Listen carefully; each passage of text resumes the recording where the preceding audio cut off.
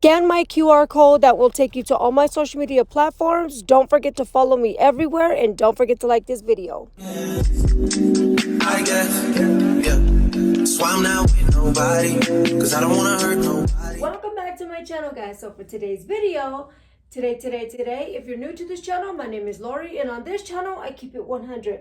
If you're not subscribed, please don't forget to tap on the subscribe button, and don't forget to smash that like button. With that being said, today is story time, and we are going to be talking about, so for those that are new to this channel, please don't forget to tap on the like button, and don't forget to subscribe, guys. You gotta subscribe, so when I drop a video, you guys will be the first ones to know. For those that don't know who Bronx is, about 6 months ago, I adopted a dog. I actually rescued him first. I saved him, and then I adopted him. I seen him at 7-Eleven, chained up to the dumpster. That right there just like took my whole heart away. I was like, how can anybody treat a dog like this? How can anybody treat any animal like that, let alone anyone? Like, this is not okay. I felt like I needed to adopt him. So the second time I went up there, again, he was chained to the dumpster, no food. He did have an owner, but the owner, he did a lot of drugs. And the only reason why I know that is because the owner asked me for money, and then when I turned around and gave him $20, because he said it was for Bronx's food, went in 7-Eleven, made a phone call, came back out, and like 3 minutes later, his drug dealer pulled up. So he got his shit, and then he went to the side, started smoking it. The evidence that I saw, he was buying drugs, and he was asking for money. He was literally using this dog to get money. So guys, the owner to that dog is right there. He's just a young kid. Very young kid. But that's all his stuff right there. I don't know what he has over there. He has like a bike and something. I just gave him like a buggy and shit. This day, I did not see the dog. But 2 days later, I found out that he had him chained up to the dumpster in the back. That's when I first discovered that he was chained up back there. So the next day, I went around the back, but I didn't see the dog. But he would always move him, in different places. But if I would have saw that dog on that very day, I would have took him. But when I did see him, I didn't even whip out my damn camera. I literally just got out of the car and I started giving him water and food and just petting him. Oh my God, I just miss him. I kept telling him over and over. I kept seeing the dog chained up with no food, no water. And I kept telling him, dude, if you don't get your dog, I'm going to come back and I'm going to get him. If you don't get your life together, I'm going to literally rescue him. I'm going to take him. And he kept saying, no, don't do that. He's cool. He's just a dog. I'm going to report you, or I'm going to put him at the dog pound. And so he was like, he's just a dog. And I'm just like, what? He was like, he's just a dog. And I was like, oh my God. Yeah, you don't need to be owning a dog. You don't need to be affiliated with a dog. So anyways, I was just like, okay. So I kept seeing the dog for like 2 whole weeks. My husband was working at 7-Eleven at a second job around that time. And so I kept seeing the dog, and 7-Eleven would allow the boy to put the dog inside of the office while it was cold and snowing or too hot, so that he could sleep. That dog was so tired. I've never seen a dog that tired. That's because he's up all day, every day, in the sun, in the heat, in the cold, in the winter, just walking and walking and walking, trying to figure out ways to get money for his owner's habit. So I was just like, this is not okay. It's just not okay. And every day, I would go visit him. Every single day, I would go lay with him. Here's a little bit of his story. Good boy. Good boy. You're so tired, huh? You just need a good home where you can just lay down and be free and not worry about nothing, huh, my baby? Yeah. It's all about just giving them love. His tail is just wagging all over. I bought him this shirt. I'm about to get him a harness. They just need love. And the more that I spend time with him, if that boy ends up getting help or going to rehab, or he just doesn't want to take care of him, he's gonna know me. This dog is gonna already know my scent. He's gonna know my presence. He's going to know everything about me. What, my baby? You hungry? Are you hungry? Did you eat this morning? Huh? Because you know I'll get you some food. Yeah, my boy. Yeah, my boy. He looks at me like, just rescue me. Do you see the way he looks at me? Yeah, my baby. Yeah, good boy. Good boy, my babies. Oh. Good boy. So calm. So he just needs somewhere just to lay. And so, yes, I would visit him every single day. He started to trust me more. He started to wanting to go with me. He started to engage with me. One thing about Bronx is, you know, you can adopt a dog and they can engage with you a lot. You know, be giddy, playful. With Bronx, he doesn't do that. Bronx was brought up in a homeless environment. So therefore, he's very quiet and laid back. You have to engage with him in order not to get that engagement back. So his owner would say, yeah, he don't play fetch. He don't do this. He doesn't like to do this. And I'm like, have you ever tried? Yeah, no, you haven't tried. So therefore, don't judge a dog just because of what you see. You have to try these things with him or her so that, you know, you can get these kind of responses. You have to learn any animal's personalities, their likes, their dislikes, what they trust, what they don't trust, what they want to do, what they don't like to do. You have to learn everything about a dog just like a child or a human being. You have to learn these things. Dogs are just like humans, except they're in a different body. They need oxygen to breathe. They need air to live. They bleed like we do. They have emotions. They get sick. They get feelings. They have anxiety. They need attention, affection, love, caress, rubs, just like humans do. Everything a dog experiences, whether it's sickness, happiness, anything, dogs and humans go through the same shit. That's why I say dogs are humans. They're just in a different body shape. That's it. So every day I would go, you know, just sit with him, lay with him on the floor. I would be on the floor literally, just laying with him and petting him and telling him he's such a good boy. And so he started like gaining my trust and he started licking me. And then when it was time for me to leave, because I can't stay at 7-Eleven's office all day, you know, it's time for me to leave, he would kind of look up at me like, please come and get me, please. And so one day he was chained up outside and I sat outside by the gas station and the owner took off on the bike and the dog was left there for 10 minutes, 20 minutes, an hour passed, 2 hours passed, and I was sitting out there. So I literally just grabbed the dog. I was like, and it was snowing, and I was like, I cannot leave this dog like that. So I got so desperate. I got so desperate. So before I gave him the name Bronx, his name was Cody, but he did not like it. He didn't listen to it. He didn't even care about that name. Cody. I got so desperate, guys. So look, he opened my Starbucks water and he started drinking it. Like he's fucking starving, bro. Like he's starving. So he was in 7-Eleven all morning and that guy didn't come back out to let him use the bathroom. I brought him out to use the bathroom and he found a piece of pizza, like a breadstick on the floor. He fucking swallowed that shit. So I'm going to the store to buy him some dog food right now. He's about to tear that shit up. Oh yeah, he's going to tear that shit. And I was like, I cannot leave this dog like that. I just can't. So I called up my husband and I told him, I was like, I don't know what to do. I do know what to do, but I don't know what to do because he's not my dog. And my husband says, just go with your heart. And so I went with my heart. I told 7-Eleven, I said, hey, this dog has been left out here. They said, I know. I said, well, I'm taking him. So you can tell his owner he can kiss Bronx's ass and my ass goodbye. So he was like, okay. And so I took the dog off the extension cord because that's what he was tied to. And I put the dog inside of my car, went to Family Dollar, got him a bunch of like stuffed animals, a bed. I was like, I don't even know if I'm keeping this dog. Like, why am I buying all this stuff? Anyway, $75 later, I got all of his stuff, treats, everything. And we came back to my house. I kept him here for about 2 days, 3 days.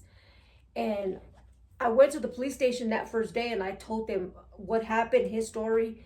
And they says, whatever you do, don't give him back. Keep him or just take him to the dog pound.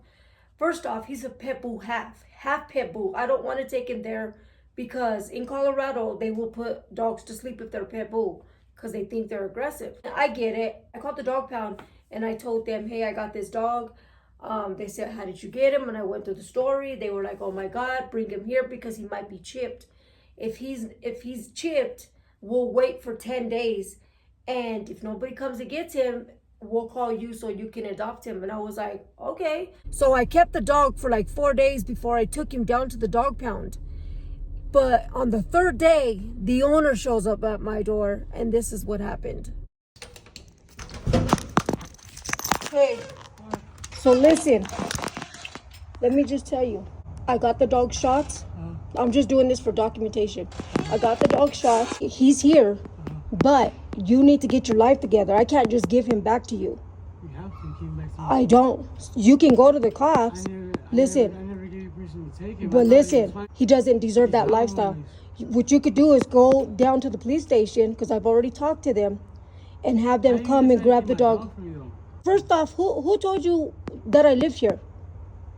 So you don't want to tell me that? You don't. What manager? The manager told me that. What manager? I thought he was fine with you up until the manager yes. told me what happened. I thought everything was he is fine. He is fine. No. Yes, no, he is. He's well taken care of. of. But he's well taken care of. But what you could. You want to keep him from me. No, I'm not. Like I already told you. Get your. Listen. Listen to me.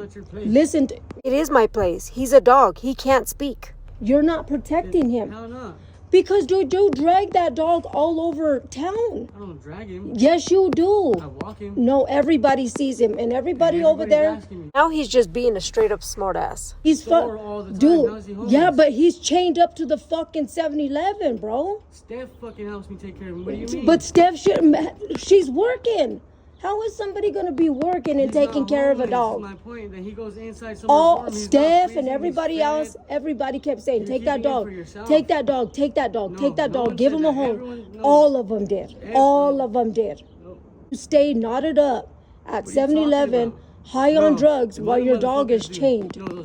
All of yous do. I sat there for hours. Yes, I did. Listen, go to the police station and you should. No. Well, you know what? Then I'll go to the police station. I'll go.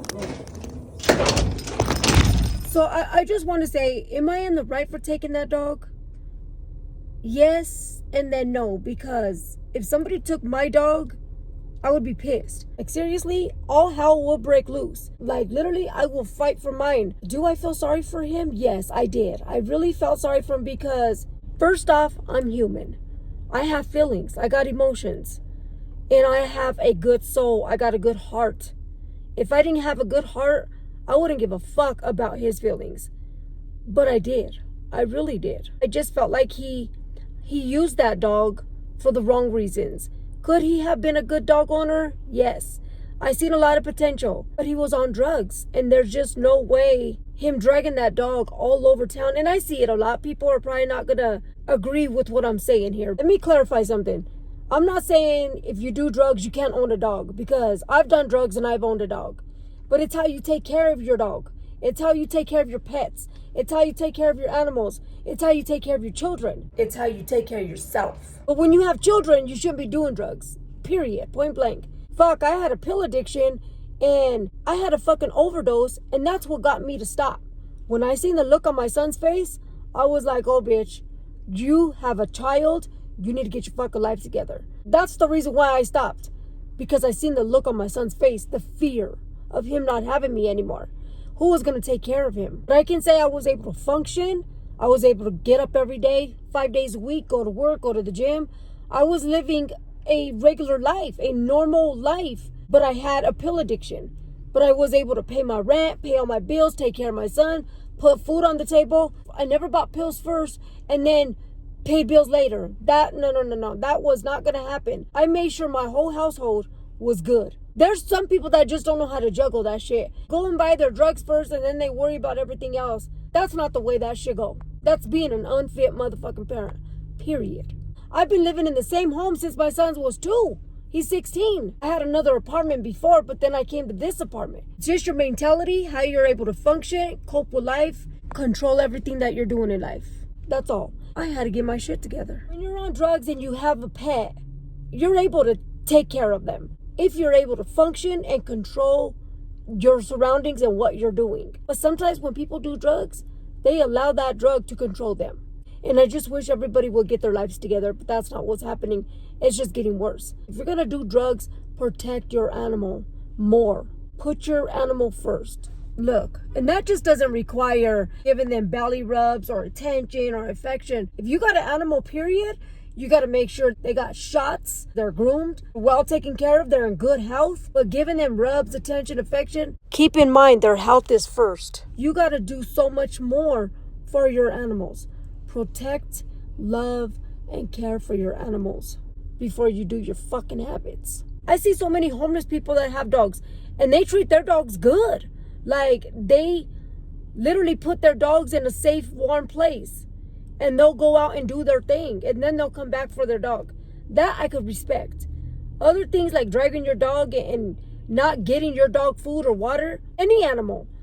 Not getting them water or food. It's like you're going to feed your addiction first. And then you're going to wait for everybody else to give your dog food.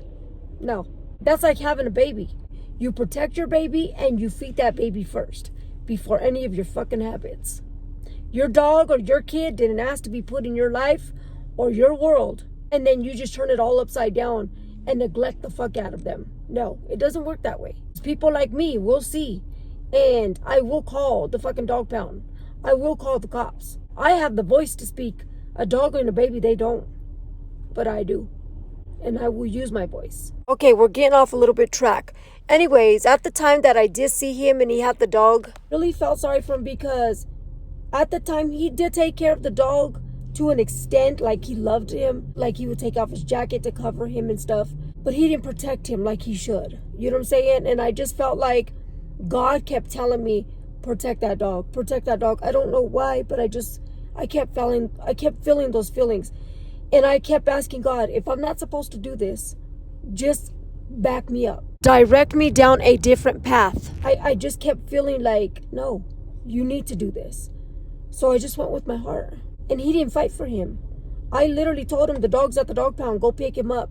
He says, I don't need that dog. I already have another one. So it's like, damn. Nobody really cared for him but us. So I'm glad I took that dog. But at the same time, that dog doesn't have a voice. Any animal is in danger like that. We as humans that have a voice need to stand up for dogs. That we need to stand up for babies or elderly people. I'm going to be the voice for someone that cannot speak, and I will protect at all cost. Anyways, backing up. So when I caught the dog pound, I told them, hey, I got this dog. They said, how did you get him? And I went through the story. They were like, oh my God, bring him here because he might be chipped. If he's chipped, we'll wait for 10 days. And if nobody comes and gets him, we'll call you so you can adopt him. And I was like, okay. Those 10 days were the longest fucking days besides when I went to prison. When I was in DOC, that was like the longest. But these 10 days trying to get this dog was the longest. So I started buying all this stuff, guys. Knowing that somebody can come and get that dog.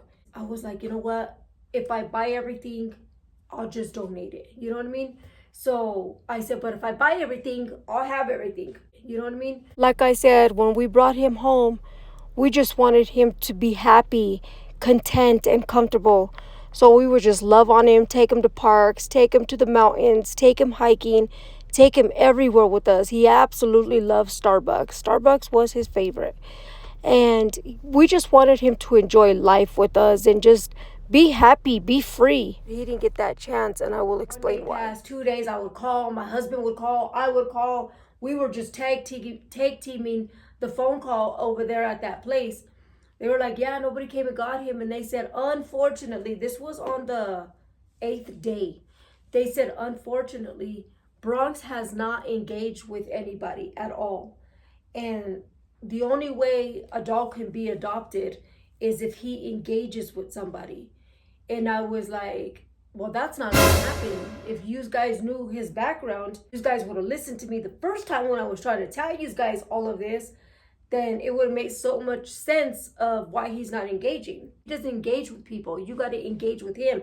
You literally got to take him outside and go play fetch. Because 2 days that I had him here, that's what I was doing.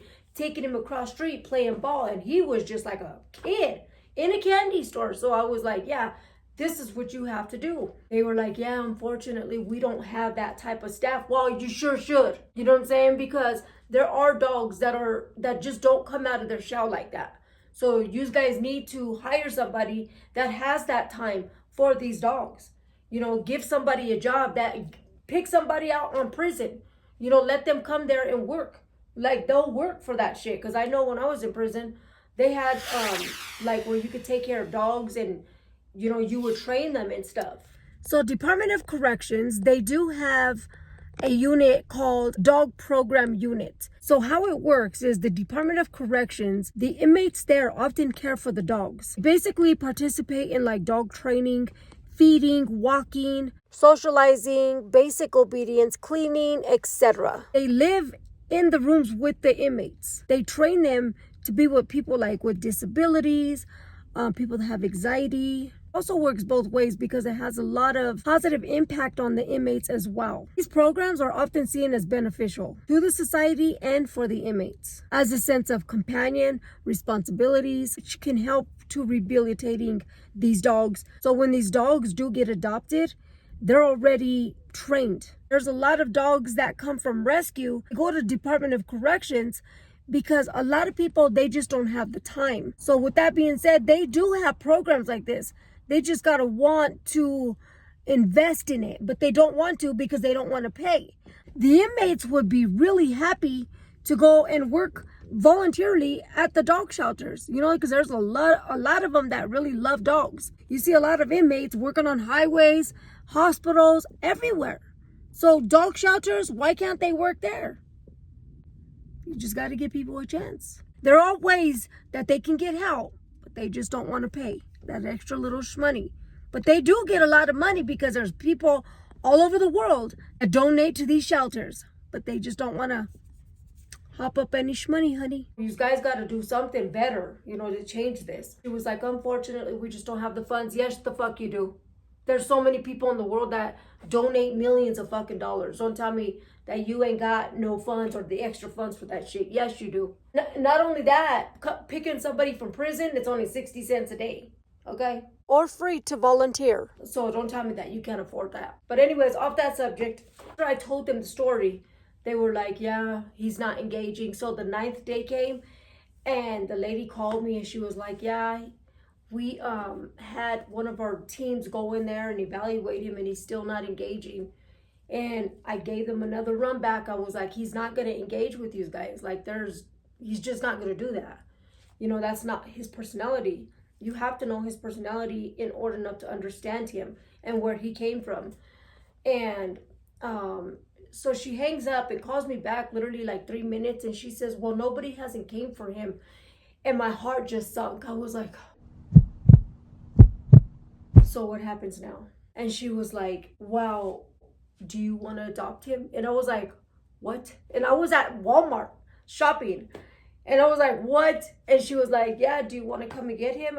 She says, because you seem like you know a lot about him and his personality. And you guys already have a bond because when you dropped him off, it's in the reports that he was crying for you, like profusely. And I was like, for me? And I'm like, yes, I left my whole cart there. And I go, what do I got to do? What do I got to sign? Do I got to pay? What do I got to do?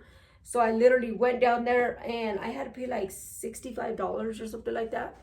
And then I had to get his shots. I had to switch over like his information for his tags and everything. I had to get license plate tags on dogs or whatever. I had to go through all kinds of stuff. But it took about 3 hours or so. Bronx is a hyper dog. He's very hyper, so I'm not used to this. You know, I've had smaller dogs or dogs that are bigger, but very calm. Bronx is 1 year old. He's hyper as shit. and has lots of energy. When he sees somebody that he knows, he gets so happy. He's only brought up around men, so he doesn't know too much of women, and he's not used to women. So being around me was new to him, but it seemed like he was opening up to me pretty good. So he came with me, and oh my God, my whole crib got filled with dry hair. He was so dry in his skin, he was itching, he was just, oh God, but there was hair everywhere, and he has that needle hair. So it was everywhere, and I get anxiety because I'm just like, oh my God, my stuff, you know? You guys know how it is, if you guys do have a dog. And I was like, oh my God, my stuff, everything, my curtains, my nose, everything's all just itchy and just has hair all over. But then after a while, I just got used to him. You know, he just became our dog. We took him to the parks. We took him hiking to the mountains. We took him literally all over Colorado with us. And anytime we would jump in my car, here he comes. He wanted to go. But there was times that he had to stay here. So I did put up cameras where I could talk to him. And he had to stay here. I have to go to work. My husband has to go to work. My son got to go to school. So we weren't able to stay here all the time with him. And that was making me feel so sad for him. Because Bronx is used to being outside, you know. He wants to be outside, running around, doing what he wants. But when he's in here, he's looking out the windows, like just wondering when we're coming back. And so I think he got a lot of anxiety when I left him at that place, the dog pound, and I didn't come back until later on. Oh man, when he saw me, this is when he saw me. When I signed all his papers and he was officially mine, here's a little video when he first came out and I called his name. Bronx! Bronx! Hi, my baby! Come here, baby! Oh, my baby! Mama missed you, my boy! Mama missed you, my boy! I told you I would be back for you. Yes! Yes! Let me get his chain. Oh, hello, dear sir. He's like, Mama, get me out of this place. Yeah, guys, that's my baby. That's my baby. And let me tell you, he was so freaking happy when he saw me. He was just like, oh my God, there she is. There's that lady. There she is. As time, you know, me and my husband would just love on him and just cherish him and, you know, take him everywhere. I took him to the stores. I let him pick out whatever he wanted, you know, because he's a dog. You know, he wants to have fun. He wants to live his 1-year-old life. You know, his whole first year, he was in the streets, you know, just walking with his owners, trying to figure out how to get money for his owner's drugs. You know, so he didn't know. He didn't have that love and TLC. So when you hug him, he wasn't really like, you know, like melted in your arms or nothing. He just, you hugged him and that was it. That's all the love that he's ever got. So like in time, he didn't have that smile. Like that was hard to get him to open up to. You know, we got him to open up a lot. And then I had him for 5 months. And then he started to get like a little aggressive with me. I don't know why. To be honest, I don't know where it was coming from. I just felt like he felt some sense of domination over me. And I gave that to him. And so he kind of like jumped on that shit. But all I can say is I miss him. Such an amazing 5 months. Men raised him, so he took to men very easy. My son, he loved my son, like really loved. My son comes home, he would jump all over my son and just play with him like a 2-year-old. When my husband came home, he would just be so happy. When I came home, he would be so happy because he knew I had food and the treats. So like he would be happy, but he wouldn't be jumping all over me. But I was always the one taking care of him. One day I took him to the park. I would take him to the park all the time. But there's this one day that I took him to the park and I was setting up my hammock and I had him chained. I had him leashed to the tree. I had his treats, his bowl of water, his toys, everything that he needed while I was setting up the hammock. And out of nowhere, he did the unthinkable.